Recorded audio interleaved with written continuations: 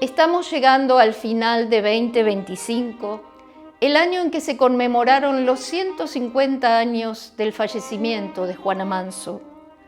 Un aniversario que, hay que decirlo, pasó casi sin pena ni gloria. A lo largo de este ciclo, distintas voces se sumaron para recordarla, no como una figura del pasado, sino como una interlocutora del presente. A todas ellas, mi agradecimiento. ¿Cómo hablar de Juana sin hablar de educación? Para ella no era un tema más, era el tema. La educación era política, ética, arte, sociedad, todo al mismo tiempo. Era la llave, la madre de todas las ciencias. Educar era despertar los dones, cultivar los sentimientos y desarrollar las facultades intelectuales para el progreso individual y colectivo. Decía que la misión del hombre en esta tierra era trabajar para el bienestar de toda la humanidad. Un pensamiento universal bastante atípico para su época.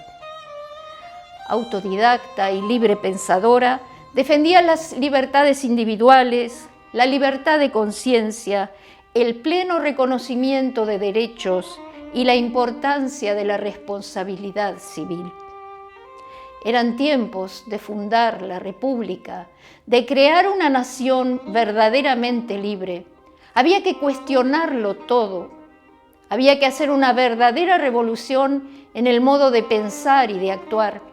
Y Juana creía que la escuela era el apóstol que iba a operar esa revolución. En 1859, gracias al respaldo de Bartolomé Mitre y Domingo Faustino Sarmiento, Juana es nombrada directora de la primera escuela mixta de Buenos Aires. Casi crearon la escuela para ella. ¿Y cómo no celebrar esta gran oportunidad? Se le había negado enseñar y ahora podía poner en acción sus ideas y su experiencia en una escuela pública. Recordemos que durante su exilio en Montevideo y Río de Janeiro había creado escuelas para niñas en su propia casa. La escuela mixta número 1 en el barrio de Montserrat iba a ser un modelo de igualdad. Hombres y mujeres aprendiendo juntos, en las mismas condiciones, con las mismas exigencias y oportunidades. Algo verdaderamente revolucionario para su tiempo. El desafío fue enorme. Los niños que ingresaban eran humildes, de edades diversas, y apenas cabían en el local. Las madres desconfiaban, miraban con recelo a esa extraña mujer a cargo de la escuela. Juana, con paciencia y dedicación, se ganaba el cariño de los niños y de sus familias. Privilegiaba el buen trato, la alegría y la confianza. Quería que todos se sintieran a gusto en su escuela y que aprendieran sin miedo. La rutina, la repetición mecánica y el castigo dieron lugar al juego, la música, el baile, los cuentos, el contacto con materiales diversos, con la naturaleza y con libros atractivos que despertaran la curiosidad y el interés de los niños. En ese ambiente, el orden no se imponía, se daba con naturalidad. En los recreos, los niños podían correr y jugar libremente para luego retornar al aula con mayor atención, porque no se podía violentar su naturaleza. Con la enseñanza de inglés, podían en el futuro acceder y conocer otros mundos. Recordemos que los libros en español de su tiempo eran mayormente religiosos. La pizarra grande era su herramienta central. Sobre ella enseñaba escritura, aritmética y dibujo, de modo que todos los alumnos comprendieran lo que hacían.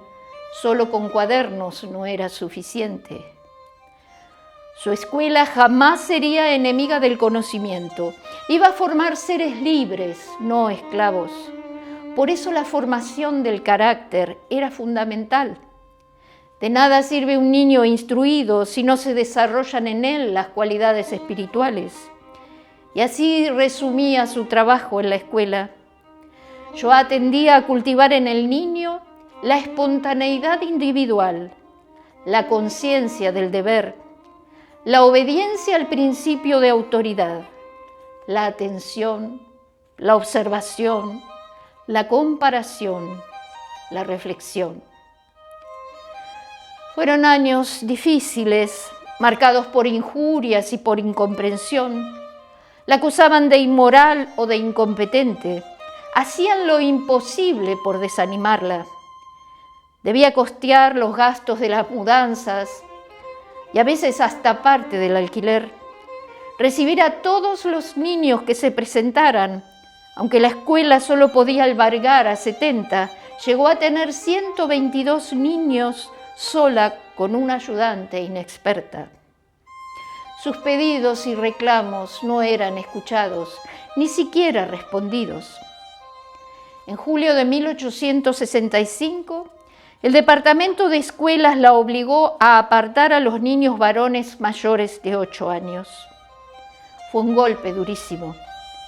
Solicitó que se prorrogara la medida hasta fin de año, pero no aceptaron. Juana abrazó a cada uno mientras lloraban, y el inspector que la acompañaba, Santiago Estrada, no pudo evitar conmoverse.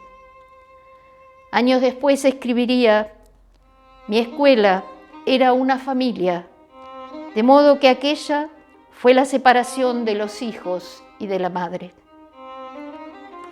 Juana no aceptó que diezmaran su escuela. Al poco tiempo renunció. Dejó una escuela rica en materiales, gran parte provistos por ella, y un programa que fue apagándose por incomprensión y prejuicio. Pero no la iban a vencer tan fácilmente. Juana se dedicó con más fuerza a promover la educación popular, siguiendo las ideas más avanzadas de su tiempo. Comprendió y trabajó por el programa educativo de Sarmiento como pocos. Se admiraban y apoyaban mutuamente, basta leer su correspondencia. Durante 10 años dirigió los Anales de la Educación Común, una publicación educativa pionera en Latinoamérica.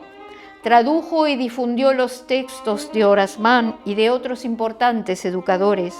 Acompañó a las primeras maestras norteamericanas que llegaron al país. Dio conferencias públicas, escribió un manual de historia argentina para las escuelas, fue inspectora y directora, creó el primer jardín de infantes, bibliotecas populares, redactó leyes y reglamentos, defendió la libertad de cultos y la no imposición de la enseñanza religiosa en la escuela pública. Fue además la primera mujer en ocupar un cargo público como miembro del Consejo de Instrucción Pública. Juana sembró sobre suelo fértil. Con los años, muchas de sus ideas se fueron encarnando, no sin tensiones ni retrocesos. Se crearon cientos de escuelas en todo el país. Se amplió y mejoró la formación docente y se sostuvo la convicción de que educar era una tarea central para la vida democrática. La educación fue un motor de movilidad ascendente y un espacio de convivencia diversa, indispensable para una sociedad democrática. Pero con el tiempo fuimos perdiendo el rumbo. Seguimos declamando grandes principios, pero dejando en último lugar la educación. Juana se hacía las preguntas esenciales: ¿qué es educar? ¿Para qué sirve? ¿Para qué sirve la escuela? ¿Con quiénes? ¿Cómo? Su pensamiento incómodo la convirtió en blanco de ataques y censuras porque denunciaba que no era casual. Se mantenía al pueblo ignorante para dominarlo mejor y las masas como meros instrumentos de los partidos en luchas por el poder. También reclamaba recursos, sabiendo que sin recursos bien utilizados, la educación no era posible. Era fundamental educar para la libertad, no adoctrinar. Una escuela que no forma ciudadanos libres, pensantes y responsables pone en riesgo a la República. Hay algo profundamente conmovedor en el inicio de las clases. Los niños regresan a las escuelas con los guardapolvos limpios, con alegría y expectativa. Las calles se llenan de vida. Para bien o para mal, la escuela es su lugar. El primer espacio fuera de la casa y de la familia, donde aprenden a estar con otros, a expresarse, a escuchar, a ser y a conocer el mundo, tan diverso, cambiante y rico. Y los maestros, en su noble misión, están allí para recibirlos. Y en esa escena tan simple y tan cotidiana, sigue habiendo una promesa. La escuela preserva la identidad de un pueblo, su cultura, sus costumbres, su lengua, su memoria, su pasado. Sin esos rituales, sin ese hilo que nos une, no es posible construir una sociedad con conciencia y proyección colectiva. Juana creía que el amor y la asociación son la palanca que mueve el mundo, que la educación podía ser el faro que nos reuniera, dejando atrás ambiciones personales y enfrentamientos, porque se preguntaba, ¿quién no ama a sus hijos? ¿Quién no ama a los niños y desea lo mejor para ellos? Incluso en la pobreza, en la ignorancia y en las condiciones más adversas, ese deseo persiste. Escribía Sarmiento cuando inauguró los anales de la educación común. La reforma educativa no comienza únicamente en las escuelas, sino en la opinión pública, y su éxito depende del interés de las familias y de la sociedad en su conjunto.